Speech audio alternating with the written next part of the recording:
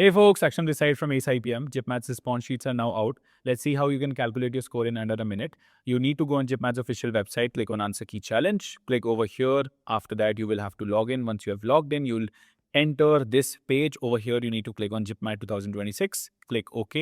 ये page load होएगा, आपको कुछ नहीं करना है। ये ऊपर वाला जो URL है इसे कॉपी करना है, jipmat.aceipm.com पे आना है, डिटेल्स डालना है, अपना ये URL यहाँ पर पेस्ट करके कैलकुलेट माई स्कोर क्लिक करना है। After you have done this, you will have to wait for 30 seconds.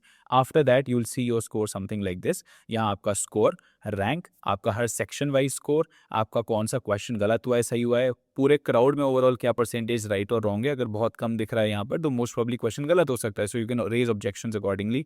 आप ये चेक कर सकते हो। आप लीडर बोर्ड पे जाके आपका रैंक, सारा break down, leaderboard based on category आप देख सकते हो। Although all the data stays anonymous, so you don't get to see the name of the people, but all the data is available over here.